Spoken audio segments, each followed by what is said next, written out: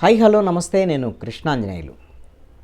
మాజీ ముఖ్యమంత్రి వైఎస్ఆర్ కాంగ్రెస్ పార్టీ నేత వైఎస్ జగన్మోహన్ రెడ్డి ఆంధ్రప్రదేశ్లో శాంతి భద్రతల సమస్య పూర్తిగా అదుపు తప్పింది, కేంద్ర ప్రభుత్వం జోక్యం చేసుకోవాలి అనేటువంటి అంశాన్ని తెర ముందుకు తీసుకొచ్చి ఆంధ్రప్రదేశ్లో హత్య రాజకీయాలు, దౌర్జన్యాలు, బెదిరింపులు పెరిగిపోయాయి అనేటువంటి అంశంతో రాజకీయంగా వైఎస్ఆర్ కాంగ్రెస్ పార్టీ ద్వారాగా మరింత ముందుకు వెళ్ళాలనేటువంటి ప్రయత్నం చేస్తున్నారు. వినుకొండలో జరిగినటువంటి రషీద్ హత్య, ఈ హత్య విషయంలో తెలుగుదేశం పార్టీ వాళ్ళిద్దరు ఫ్రెండ్స్, అది వ్యక్తిగతమైనటువంటి ఘర్షణలు ఇవన్నీ చెప్పినప్పటికీ కూడా లేదు, వైఎస్ఆర్ కాంగ్రెస్ పార్టీ నేత రషీద్, అతన్ని కావాలనే తెలుగుదేశం పార్టీకి సంబంధించినటువంటి నేతలు దారుణంగా హత్య చేశారు. దీనికి తెలుగుదేశం పార్టీకి సంబంధించినటువంటి ప్రభుత్వ ప్రమేయం ఉంది, అంటే ప్రమేయం అంటే వాళ్ళ సహకారం ఉంది, అందుకనే ఈ విధమైనటువంటి దాడులు జరుగుతున్నాయి అనేటువంటి విధంగా జగన్మోహన్ రెడ్డి నేరుగా వినుకొండకి వెళ్ళటం ఇవన్నీ అంశాలు అన్నారు. అయితే జగన్మోహన్ రెడ్డి చాలా వేగంగా స్టెప్స్ వేస్తున్నాడు రాజకీయంగా. ఈ విధమైనటువంటి దాడులకు సంబంధించినటువంటి విషయంలో నేరుగా ఢిల్లీకి వెళ్ళి మేము ఈ అంశాన్ని తేల్చుకుంటామనేటువంటి విధంగా జగన్మోహన్ రెడ్డి మాట్లాడారు. అసెంబ్లీలో రేపు అసెంబ్లీ సమావేశాలు, బడ్జెట్ సమావేశాలు జరుగుతాయి 22వ తేదీ నుంచి.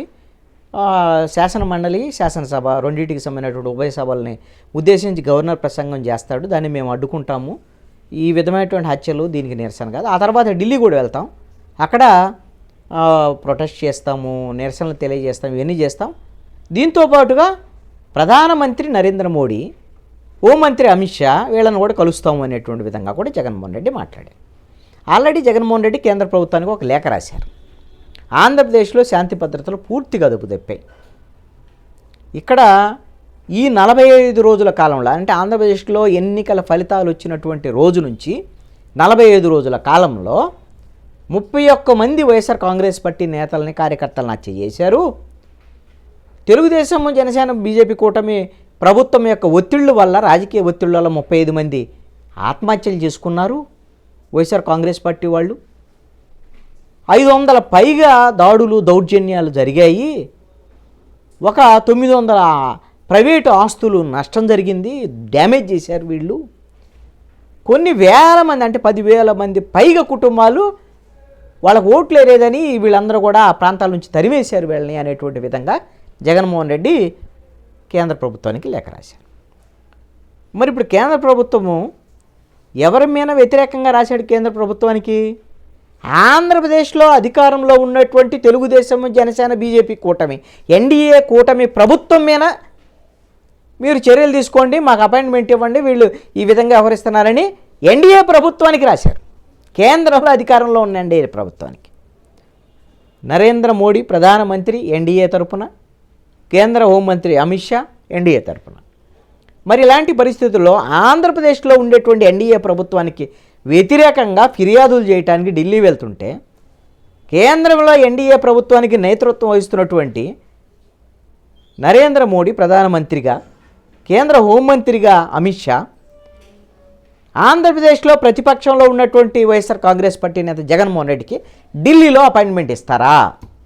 ఇది చాలా కీలకమైనటువంటి అంశం.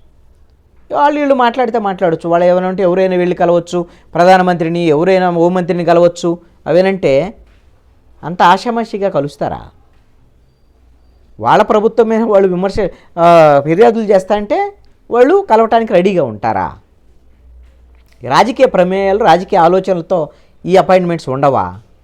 మీరు ఒక్కసారి మనం రివైండ్ చేసుకుంటే, ఆంధ్రప్రదేశ్లో వైఎస్ఆర్ కాంగ్రెస్ పార్టీ ప్రభుత్వం ఉన్నప్పుడు తెలుగుదేశం పార్టీ రాష్ట్ర ప్రధాన కార్యాలయం, మంగళగిరి హైవే మీద ఉన్నటువంటి రాష్ట్ర కార్యాలయం మీద దాడి జరిగి కొంతమంది తీవ్రంగా గాయాలయ్యి, తీవ్రంగా ధ్వంసం జరిగినటువంటి పరిస్థితి ఉన్నప్పుడు చంద్రబాబు నాయుడు ఇంత అన్యాయమా, వైఎస్ఆర్ కాంగ్రెస్ పార్టీ ప్రభుత్వం ఇలా అన్యాయం చేస్తుంది, దీని మీద ఏంటి ఇంత అన్యాయాన్ని మీరు ఆలోచించండి అని ఢిల్లీకి వెళ్ళి నిరసన తెలియజేసి, ప్రధానమంత్రి అపాయింట్మెంట్ కోసం, హోంమంత్రి అపాయింట్మెంట్ కోసం, అప్పుడు ప్రధానమంత్రి నరేంద్ర మోడీయే, అప్పుడు హోంమంత్రి అమిత్ షాని, వీళ్ళ కోసం ప్రయత్నం చేస్తే కనీసం కేంద్ర ప్రభుత్వం రెస్పాండ్ అవ్వాలి.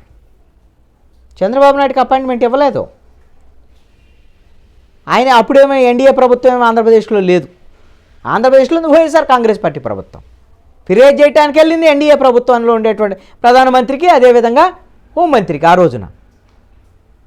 కానీ జగన్మోహన్ రెడ్డికి వ్యతిరేకంగా ఆ రోజున చంద్రబాబు నాయుడుకి అపాయింట్మెంట్ ఇవ్వలేదు.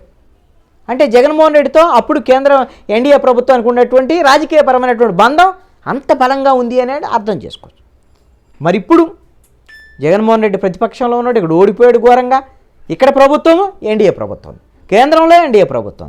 ఈ ఎన్డీఏ ప్రభుత్వానికి వ్యతిరేకంగా ఫిర్యాదు చేయడానికి వెళ్తే జగన్మోహన్ రెడ్డికి ఒకవేళ అపాయింట్మెంట్ ఇవ్వటం అనేది జరిగితే ఇప్పటికీ కూడా జగన్మోహన్ రెడ్డికి, వైఎస్ఆర్ కాంగ్రెస్ పార్టీకి, బీజేపీకి మధ్య, ఎన్డీఏ ప్రభుత్వానికి కాదు బీజేపీకి మధ్య ఇంకా రహస్యమైనటువంటి బంధం కొనసాగుతూనే ఉంది అనేటువంటిది చర్చ బయటకు వెళ్ళేదానికి అవకాశం ఉంది.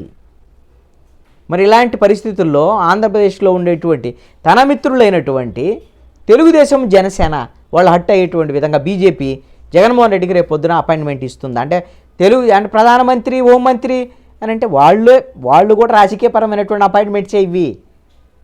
వాళ్ళు కూడా రాజకీయ నాయకులే కదా, బీజేపీ నాయకులే కదా ఆ హోదాలో ఉన్నప్పటికీ కూడా. ఒక అంశాన్ని గమనించండి. ఖచ్చితంగా 2 రోజుల క్రితమే ఆంధ్రప్రదేశ్ ముఖ్యమంత్రి చంద్రబాబు నాయుడు ఢిల్లీకి వెళ్ళాడు. జూలై 3వ తేదీన ఒకసారి వెళ్ళాడు. ఆంధ్రప్రదేశ్లో ఉండేటువంటి అనేకమైనటువంటి సమస్యలు, అమరావతి, పోలవరము, ప్రత్యేక హోదా, విభజన హామీలు, ఇవన్నిటి మీద మాకు ఆర్థిక సహకారం అందించండి అని ఒక విజ్ఞప్తులు చేశాడు. మళ్ళీ వెళ్ళాడు 2 వారాల తిరగతాలకి. వెళ్ళి అమిత్ షాని కలిసి, కేంద్ర హోంమంత్రి, దీంట్లోనే ఏదో మతలబు ఉంది అనేటువంటి దాని మీద అందరూ అనుకున్నారు. ఏంటి అని అంటే జగన్మోహన్ రెడ్డి మీద ఆల్రెడీ కేసు నమోదైంది. సునీల్ కుమార్, అదేవిధంగా పిఎస్ఆర్ ఆంజనేయులు ఐపీఎస్ ఆఫీసర్ల మీద, వీళ్ళ మీద రఘురామకృష్ణరాజు కేసు సంబంధించినటువంటి దాంట్లో ఎఫ్ఐఆర్ కట్టారు. ఈ అరెస్టుకు సంబంధించినటువంటి విషయంలో మరి కేంద్ర హోంమంత్రి అంటే రాజకీయపరమైనటువంటి ఆమోదం, లేకపోతే టెక్నికల్గా అయితే ఆంధ్రప్రదేశ్ లా అండ్ ఆర్డర్ అనేది ఆంధ్రప్రదేశ్ ప్రభుత్వం, వీళ్ళు అరెస్ట్ చేయాలని చేయొచ్చు, ఏమైనా చేయొచ్చు. కానీ మరి కేంద్రంలో మరి మిత్రులుగా ఉన్నారు కాబట్టి ఎన్డీఏలో ఉన్న ఒకవేళ జగన్మోహన్ రెడ్డికి సహకరించకుండా ఉండాలనేటువంటి దాని మీద ముందుగానే మాట్లాడుకోవడానికి అమిత్ షా దగ్గరికి వెళ్ళి ఉంటారు అనేటువంటిది ఒక చర్చ జరిగింది. మళ్ళీ 2 రోజుల తర్వాత ఇప్పుడు మళ్ళీ జగన్మోహన్ రెడ్డి వెళ్తామని అంటున్నాడు ఢిల్లీకి. జగన్మోహన్ రెడ్డికి కూడా మరి అపాయింట్మెంట్ ఇచ్చి మాకు ఒకటే అనేటువంటిది ఏమైనా సందేశం ఇస్తారా ఏంటి అనేది చూడాల్సిన. ఒకవేళ జగన్మోహన్ రెడ్డికి అపాయింట్మెంట్ ఇస్తేనేమో ఇద్దరి మధ్య రహస్య బంధం, బీజేపీ, వైఎస్ఆర్ కాంగ్రెస్ పార్టీ మధ్య రహస్య బంధం ఉన్నట్టుగా ప్రజలు భావించేదానికి అవకాశం ఉండొచ్చు.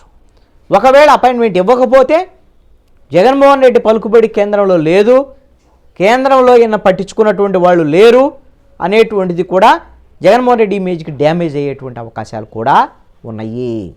ఎందుకు అని అంటే జగన్మోహన్ రెడ్డి మొన్నే స్టేట్మెంట్ ఇచ్చాడు. కొత్త పార్లమెంటు 2024 ఎన్నికల తర్వాత సమావేశాలకు ముందు ఆంధ్రప్రదేశ్లో తెలుగుదేశానికి 16 మంది ఎంపీలు ఉన్నారు, వైఎస్ఆర్ కాంగ్రెస్ పార్టీకి కూడా ఏం తక్కువ లేరు, మాకు 15 మంది ఎంపీలు ఉన్నారు, రాజ్యసభలో 11 మంది ఉన్నారు, అదేవిధంగా లోక్సభలో 4 ఉన్నారు, మేము 15 మంది ఎంపీలను అవసరం అనుకుంటే ఎన్డీఏ ప్రభుత్వానికి మద్దతు ఇస్తాము అనేటువంటి విషయాన్ని చెప్పాడు. అంటే మా అవసరం కూడా మీకు ఉంది అనేటువంటిది జగన్మోహన్ రెడ్డి చెప్పినటువంటి మాట. మొట్టమొదటిసారి 2014లో అధికారంలోకి వచ్చిన తర్వాత బీజేపీకి 90 కన్నా తక్కువ సీట్లకి పడిపోయినటువంటి పరిస్థితి ఉంది రాజ్యసభలో. ఈ రోజున బీజేపీ 86 సీట్లు వాళ్ళకు ఉన్నాయి, 86 మంది సభ్యులు ఉన్నారు. ఇలాంటి పరిస్థితుల్లో వాళ్ళు రాజ్యసభలో ఏదైనా బిల్లులు కానీ ఏమైనా కావాలంటే ఖచ్చితంగా 11 మంది ఉన్నటువంటి వైఎస్ఆర్ కాంగ్రెస్ పార్టీ మద్దతు అవసరమే. తెలుగుదేశం పార్టీకి రాజ్యసభలో ఏం బలం లేదు.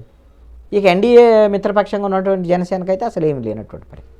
మరి ఇలాంటి పరిస్థితుల్లో మళ్ళీ వాళ్ళ అవసరం ఉంది కాబట్టి జగన్మోహన్ రెడ్డిది. అందుకనే మొన్న ఓం బిర్లా లోక్సభ స్పీకర్ విషయంలో మద్దతు అడిగారు వైఎస్ఆర్ కాంగ్రెస్ పార్టీ మద్దతు. 4 వాళ్ళకు ఉంది లోక్సభలో, బీజేపీ మద్దతు అడిగారు, అడిగితే ఇచ్చామని చెప్తున్నారు.